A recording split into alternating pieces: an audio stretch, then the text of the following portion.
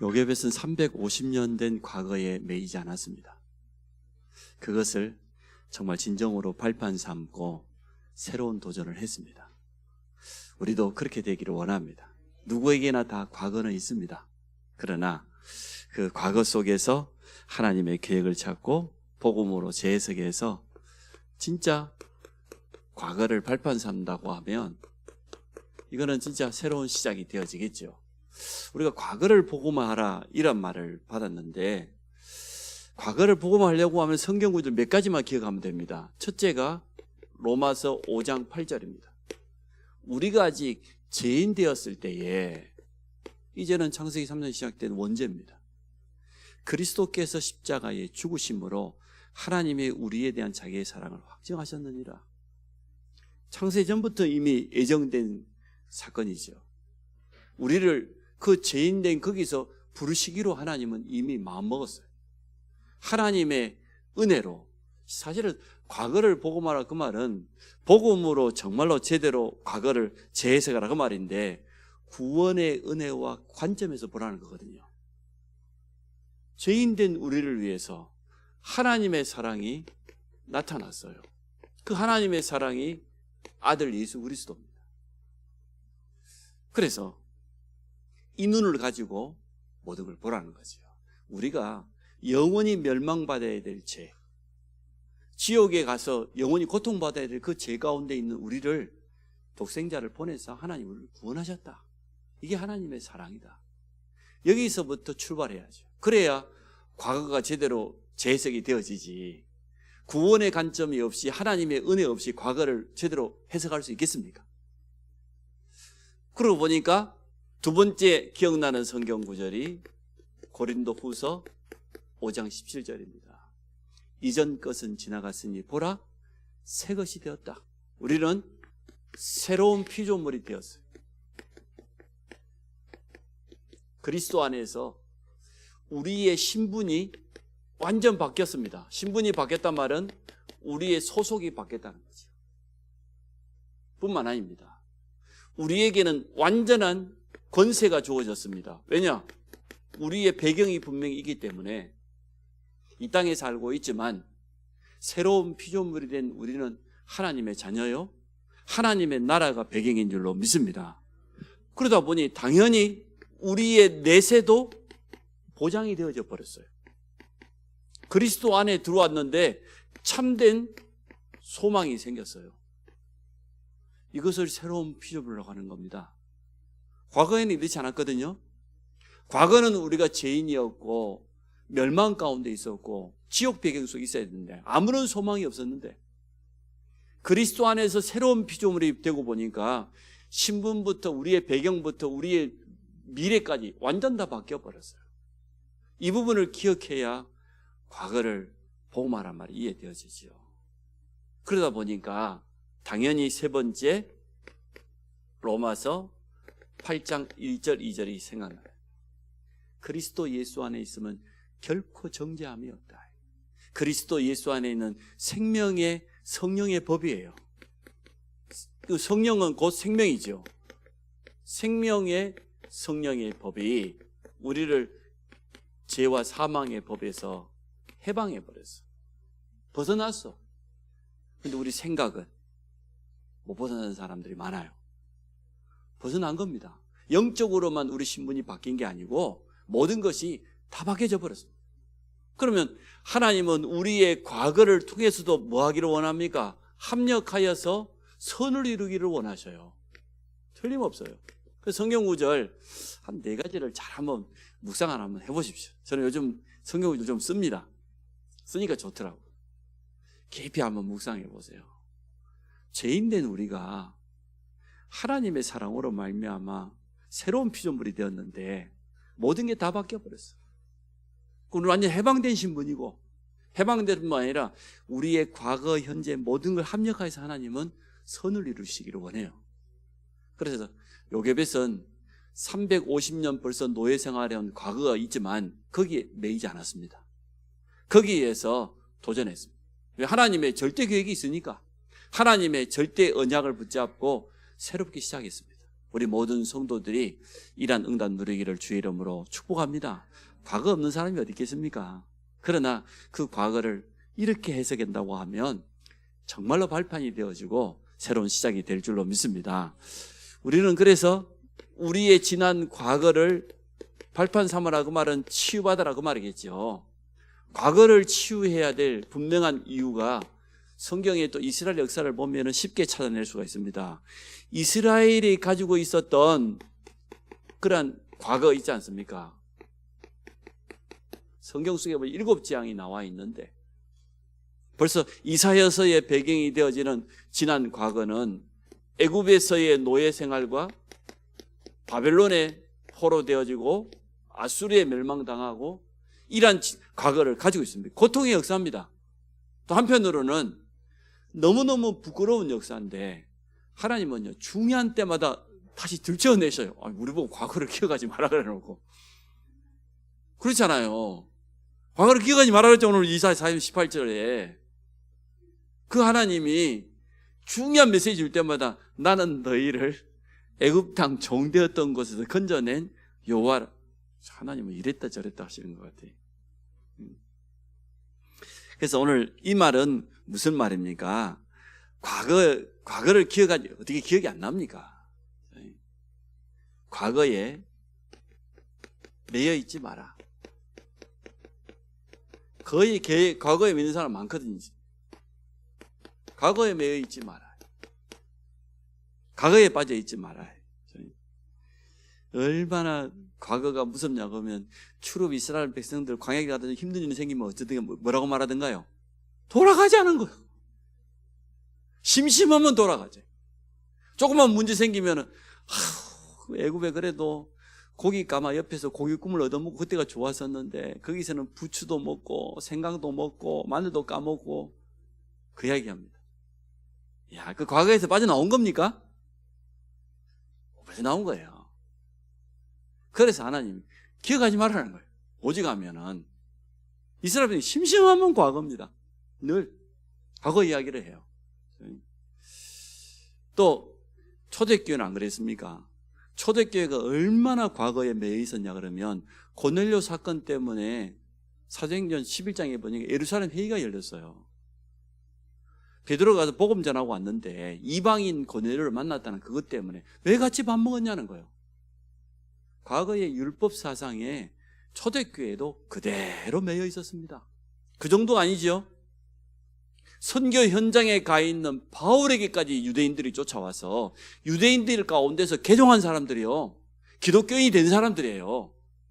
그들이 또 바울에게 와서 하는 말이 이방인도 할례를 받아야 된다. 이방인도 율법을 지켜야 된다. 이처럼 과거에 그대로 매여 있는, 그래서 성경 곳곳에 자꾸 말하고 있는 겁니다. 많은 성도들이 조금 좀 어렵다고 하면은 과거의 죄의식에 실수에 돌아갈 때 참 많아요.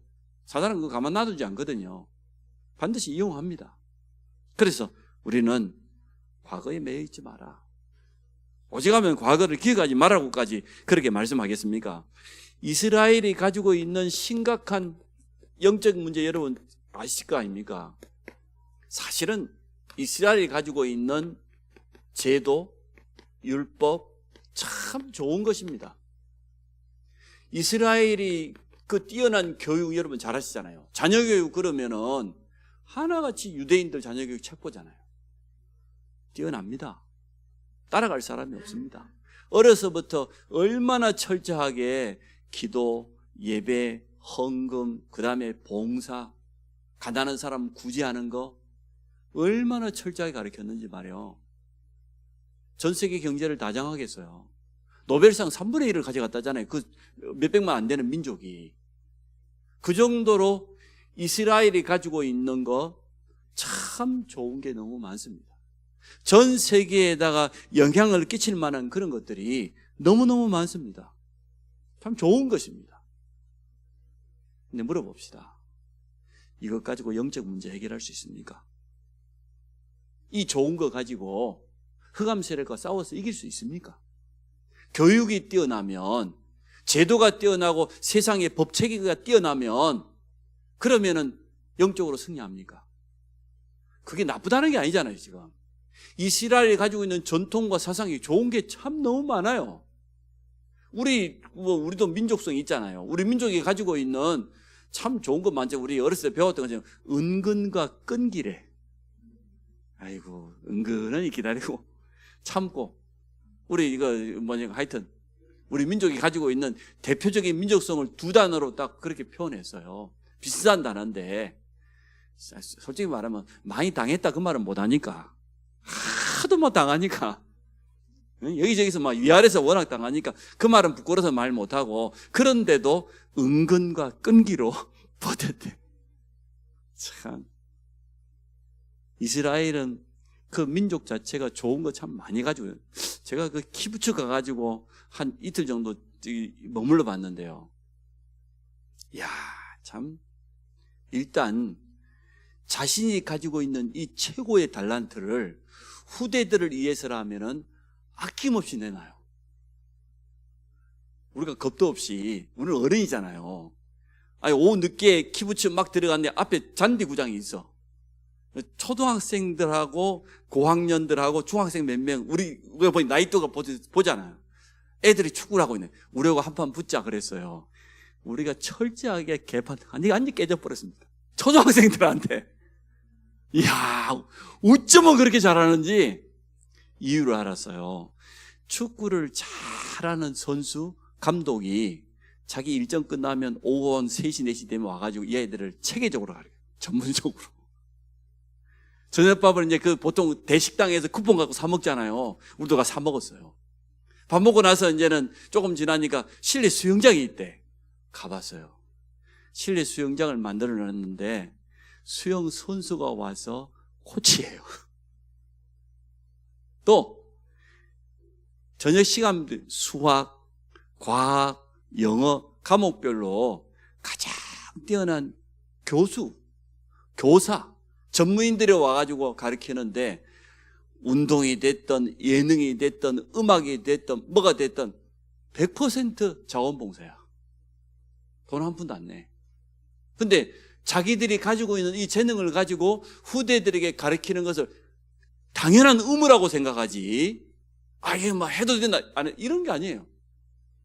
그러니까 자기 하나님이 내게 이 좋은 달란트를 줬고 내가 대학 교수가 되고 학교 선생님이 됐는데 오후 시간에 저녁 시간에 내가 돌아가서 우리 후대들에게 이걸 가르치는 것은 내가 유대인으로서 당연한 의무라고 생각하지, 거기에 대한 대가를 바라는 게 전혀 없어요. 기쁨으로. 야, 그거 보면서 참 뛰어난 제도다. 밥하기 싫은 사람은 키부츠에 가서 살면 참 좋겠더라고요. 왜냐하면 쿠폰이 나오니까.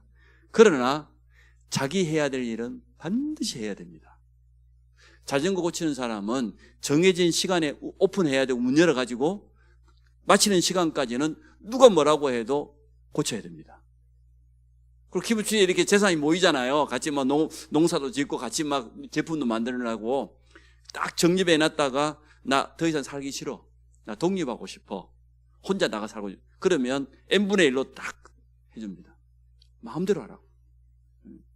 근데 나이 든 어르신들은 공동체 생활을 하니까요 너무 좋아요. 이분들이 막 치맥 오고 그럴 수 없는 게, 왜냐하면 공동체 생활이니까 같이 식사하고 차 마시고 늘 대화하고 그러면서 또 후대들을 위해서 나이 든 우리가 도울 수 있는 게 뭘까 말이에요. 늘 봉사하고 말이에요. 이렇게 하면서 자기들끼리 하는 거 보면서 참 좋은 점이 있다 싶어요. 어찌 보면 초대교회도 좀 이와 비슷한 모습이 아니었을까, 그런 생각이 되어져요. 이렇게 훌륭합니다. 따라갈 수가 없습니다. 그러나 이것만큼은 이길 수 없어요. 흑암, 재앙, 이것만큼은 이것 가지고, 이 좋은 거 가지고 막을 수 없다. 우리는 알고 있지 않습니까? 그래서 우리가 복음으로 모든 걸 보지 않으면 참 착각하기 쉽고 유혹당하기 쉬운 것들이 많습니다. 세상에는 좋고 뛰어난 것들이 워낙 많이 있으니까 불신자 중에서도 우리보다 훨씬 더 훌륭하고 뛰어난 사람들 많잖아요. 그것이 문제되는, 잘못됐다는 건 말은 전혀 아니에요. 그러나 언제나 우리는 가장 베이스가 그리스도 복음이다. 복음으로 시작하는 것이다. 복음으로 모든 걸 다시 재해석해야 된다. 우리 아이들에게도 이 부분을 깊이 알려줘야 됩니다. 세상 나가보면 좋은 거 참 많다. 우리가 배워야 될 게 너무 많다. 그러나 그들이 없는 거 우리가 가지고 있다. 이 복음의 능력 가지고 우리는 모든 걸 하는 것이다. 분명히 말해줘야 됩니다. 우리에게도 사실은 아직도 남아있는 또 영향을 주는 그런 과거 있을 수 있는 것 아닙니까? 여기서 우리는 꼭 분명하게 이렇게 해석을 해야 됩니다. 하나님이 허락한 과거다. 하나님 허락하지 않았으면 안 돼요. 그래서 여기서 우리는 하나님의 절대 주권을 분명히 인정합니다. 내가 이러한 가정에 태어난 거, 이러한 부모를 만난 거, 내가 이러한 삶 가운데 지금까지 살아온 거, 그 하나님의 절대 주권입니다. 이 부분은 틀림없이 우리가 인정해야 됩니다. 우리는 하나님을 믿지 않습니까? 우리는 하나님의 백성이잖아요. 또 한편으로 정말로 이것을 복음으로만 재해석할 수 있다고 하면, 또 복음의 눈으로 제대로 볼 수만 있다고 하면 답 납니다. 분명한 답이 있습니다. 없을 수가 없습니다. 하나님의 말씀으로 살아있는 그 말씀을 가지고 좀 재적용해 보면 답 납니다. 틀림없이. 그래서 오늘 본문 말씀을 생각하면서 첫 번째 생각해 봐야 돼요. 이스라엘이 가지고 있었던 그 과거, 우리가 가지고 있었던 그 과거, 여러 가지 차이는 나겠지만 근본적으로는 똑같아요. 창세기 3장에서 시작된 겁니다. 이 부분은 그리스도의 복음 아니고는 절대로 안 됩니다. 세상에 그 뛰어난 제도가 아무리 일어나고 아무리 훌륭한 사람이 일어나도 이것만큼은, 흑암만큼은 막을 수 없다. 그래서 하나님 우리에게 복음을 주신 겁니다. 자, 두 번째로, 그래서 언약부터 확실하게 잡아라. 오늘 이사야서를 중심으로 해서 제가 몇 가지만 소개하도록 하겠습니다. 포로된 다니엘과 세 친구를 비롯해서 많은 끌려갔던 사람들이 가슴속에 담고 있었던 언약입니다. 이사야 6장 13절. 밤나무 상수리나무는 기성세대를 말하잖아요.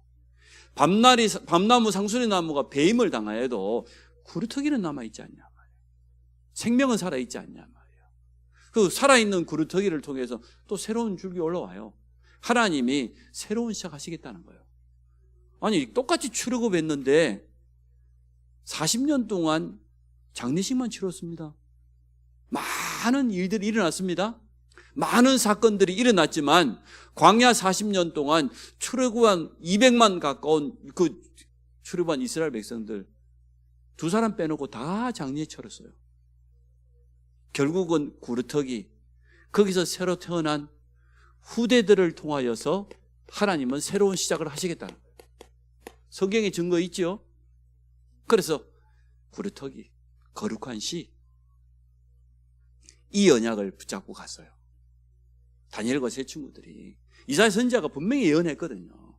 하나님은 우리를 70년 만에 반드시 바벨론에서 회복시킬 것이다. 그러려고 하면 결국은 후대들을 통해서 하나님 역사하실 것이다. 또 뭡니까? 이사야 7장 14절입니다. 처녀가 잉태하여 아들을 낳으리니 그 이름을 임마누엘이라 하리라. 그 말은 이 속에는 분명한 언약이 담겨져 있죠. 오실 메시아, 메시아가 오실 가나안 땅. 그래서 다니엘은 그냥 기도하지 않았고요. 하루에 3번씩 정시 기도를 하는데 예루살렘 성전이 있는 그 방향으로 창문을 열어놓고 기도했다고 그랬어요. 그 말은 다니엘의 가슴 속에는 언약이 분명히 했다는 거예요. 하나님은 우리를 반드시 회복시킨다고 했다. 그리고 그 가나안, 그 성전이 있는 곳 말이에요. 오실 메시아를 바라보고 언약 잡고 기도하고. 우리가 그냥 하는 거하고는 완전 다르죠. 언약을 확실하게 잡아라. 세 번째, 이사야 40장입니다. 1절, 31절, 특히 6절, 7절, 8절, 9절 보면요. 뭐라고 말합니까?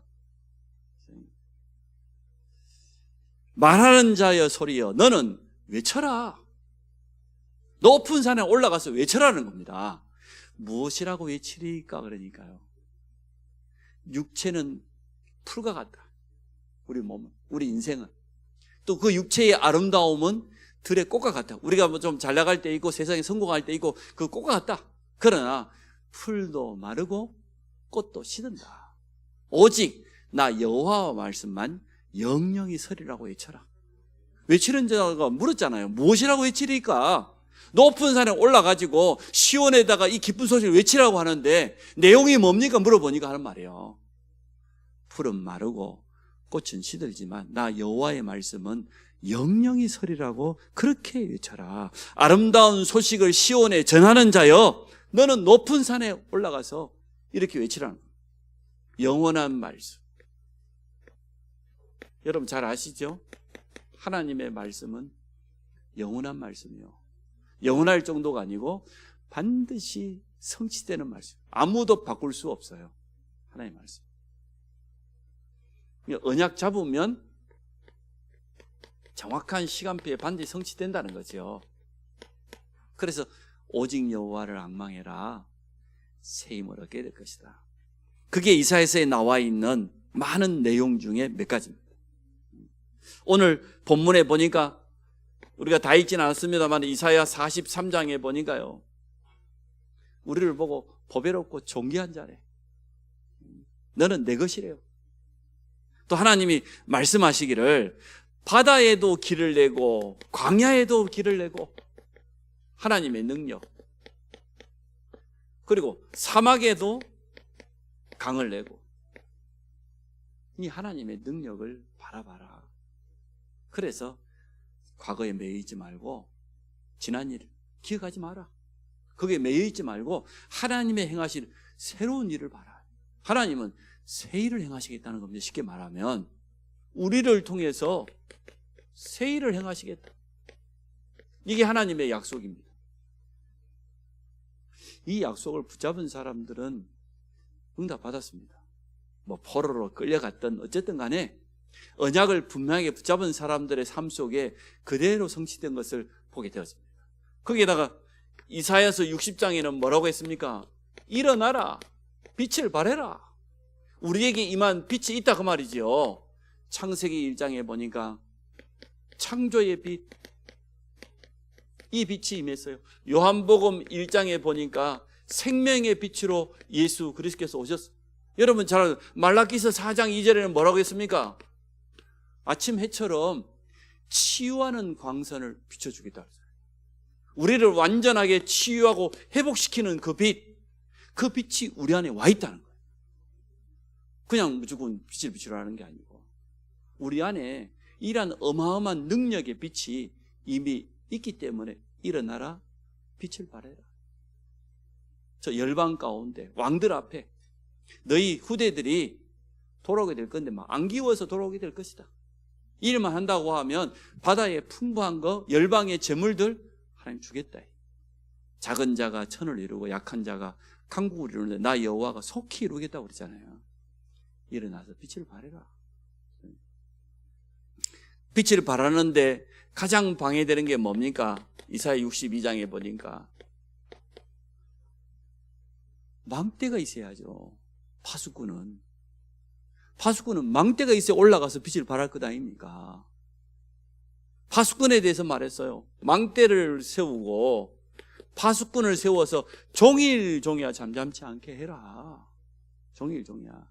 그리고 대로를 수축하고 돌을 제하고 거림돌이 되는 것들을 다 제거하고 이렇게 이사야서 전체를 통하여서 정확한 언약을 주었습니다. 그런데 하나같이 포로 현장에서 응답받은 사람들은 이 언약을 가지고 있었다는 거예요. 이 언약을 가슴에 담고 있었다는 거예요. 아니 끌려가는 그 와중에 결국은 이 언약이 그대로 성취되는 것을 목격하게 되어졌습니다. 그래서 오늘 여러분 과거를 복음으로 재해석하고 이제는 언약 잡으시기 바랍니다. 그렇지 않습니까? 복음으로 과거를 다 해석해 놓고 언약 안 잡으면 어떻게 됩니까? 언약을 굳게 잡아라. 마지막으로 세 번째, 그래서 지금부터 우리가 회복해야 될 게 있다. 뭘 회복해야 되겠습니까? 이사야 43장에 잘 나와 있죠. 우리의 정체성. 나는 누구냐는 겁니다. 나는 누구냐? 이사야 43장에 잘 나와 있어요. 1절에 보니까 야곱아 너를 창조하신 여호와께서 지금 말씀하시느니라. 이스라엘아 너를 지으신 이가 말씀하시느니라. 너는 두려워하지 마라. 내가 너를 구속했다. 지명하여 불렀다. 그래서 너는 내 것이다. 하나님 이렇게 말했어요. 우리의 정체성. 나는 누구냐? 하나님이 나를 구속하셨고 죄인 되었던 나를 지명하여 부르셨고 너는 내 것이라고. 지금은 에베소서에 보니까 인을 찍었다. 우리가 옛날에는 요즘은 뭐 사인하지 않습니까? 옛날 시대에는 전부 다 도장 찍었잖아요.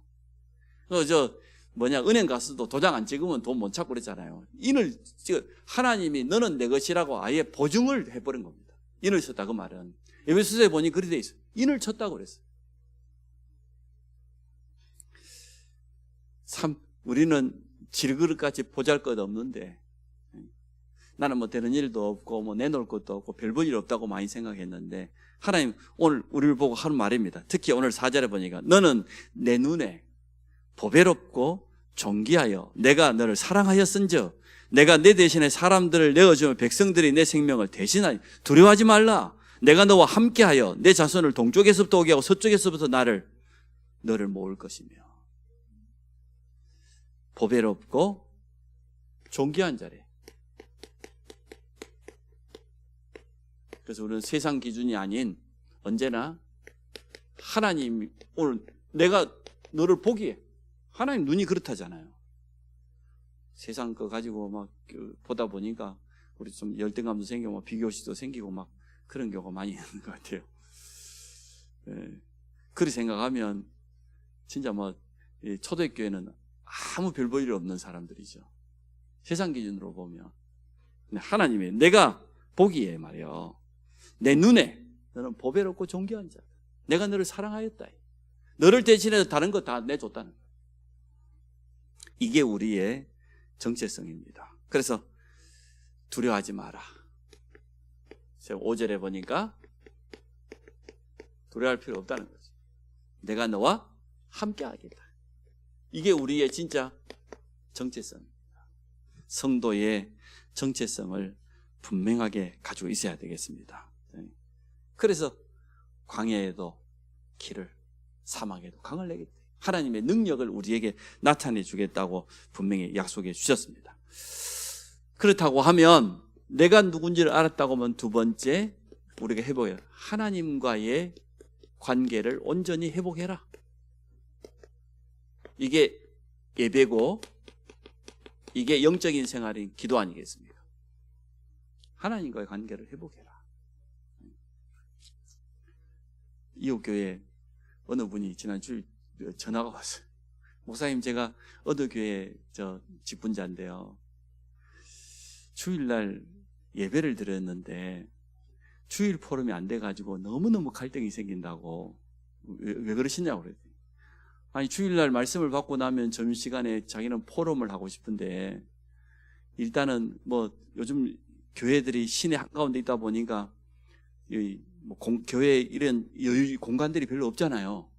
주일날 되면은 애들이 막 후다닥 막 다닌대 막 교회가 좁다 보니까 그래서 좀 말씀도 좀 묵상하고 싶고 성도들하고 포럼도 좀 하고 싶고 그러는데 일단 정서가 잘 안 된다.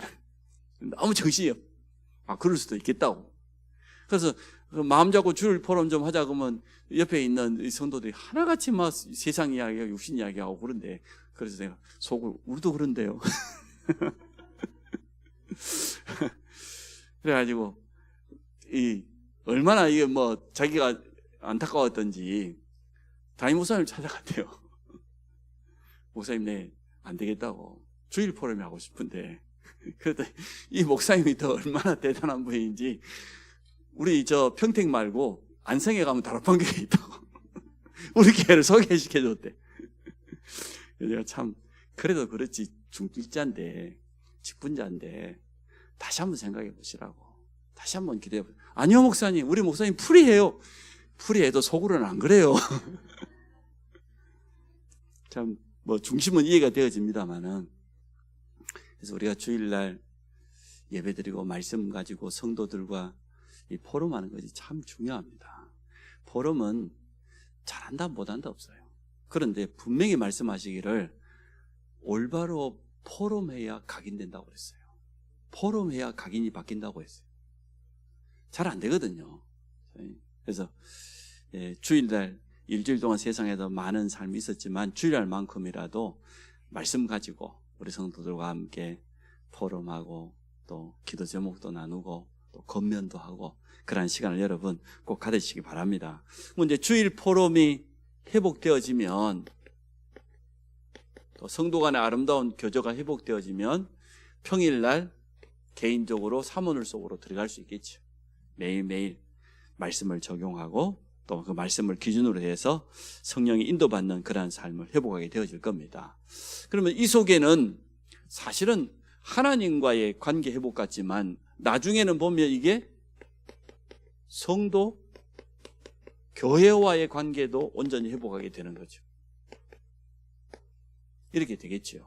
그래서 중직자들, 직분자들 중심으로 이렇게 성도분들을 조금씩만 좀 도와주면 또 렘넌트들을 조금만 지도해주면 금방 따라올 수 있습니다. 그래서 이번에 6월달 대신방을 하게 되어졌는데 신방을 놓고 일단 기도 제목은 잡았습니다. 12현장에 전도 망대를 세우자.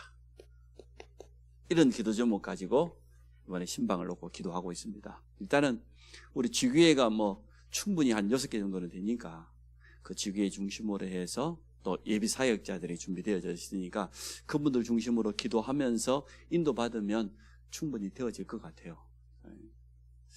어제 우리 총회장님이 임원들 모임하는데 솔직하게 말씀하셨어요. 우리 교회에 다락방이 없다. 성도들끼리 모여가지고 말씀 나눈다는 지교회 모임도 있고 자기들이 말하는 다락방도 있고 다 있는데 내가 세밀하게 조사해 보니까 생명운동이 일어나는 다락방은 없더라. 지교회 모임은 많이 있고 또 구역 모임도 있고 다락방 모임도 있다고 하는데 실제로 확인해 보니까 우리가 지금까지 훈련받았던 진짜 다락방은 없더라. 한 개도 없더라. 솔직한 고백을 했어요. 참 총회장으로서 참 진짜 진실한 고백이신 것 같아요. 참 내 마음속으로 그 말도 나도 그런데 그런 생각도 했고 참 우리 총회장님은 진실한 분이다. 근데 옆에 있는 우리 임원 목사님들을 보니까 하나같이 지금 그런 것 같아요. 하나같이 우리 교회들이. 그래서 그것을 하나님의 음성으로 들었습니다. 그래서 우리가 이번에 신방을 놓고 기도할 때 여러분도 그렇게 기도해 주십시오. 모든 지교회를 중심으로 해서 12지역에 전도의 망대를 세우고 지속적으로 생명운동을 일으키는 이러한 역사 일어나도록 여러분 기도해 주시기를 바랍니다. 이렇게 되어지면 아마 현장과의 소통도 충분히 되어질 줄로 믿습니다. 복음은 완전한 해답입니다. 복음으로 말미암아 우리가 구원받았는데 구원은 우리 과거 문제도 끝입니다. 현재 문제도 마찬가지고 우리의 미래까지도 보장된 줄로 믿습니다. 그래서 과거를 완전 복음화하고 발판 삼는 새로운 시작되기를 주의 이름으로 축복합니다. 언약을 정확하게 잡아라. 이제는 요괴빛이 확실한 언약 잡았지 않습니까? 하나님의 절대 계획은 뭐냐? 얼마나 기도했던지 말이요. 우리 아들을 왕궁으로 보내는 것이다. 결국은 놀라운 역사 일어났습니다. 이 응답을 우리 모두가 함께 받기를 주의 이름으로 축복합니다. 하나님, 과거를 완전 복음으로 재해석할 뿐만 아니라 발판 삼게 하여 주시고 또 이사야 선지자의 글을 통하여서 언약 잡았던 증인들이 있었던 것처럼 우리 모든 성도들이 정확한 언약을 붙잡고 믿음 고백하기를 원합니다. 참된 정체성을 가지고 성도 전체와 하나 되어서 이번에 신방을 통하여서 12현장에 무너지지 않는 전도의 망대를 세워갈 수 있도록 축복하여 주옵소서. 우리 주 예수 그리스도의 이름으로 감사하며 기도합니다. 아멘.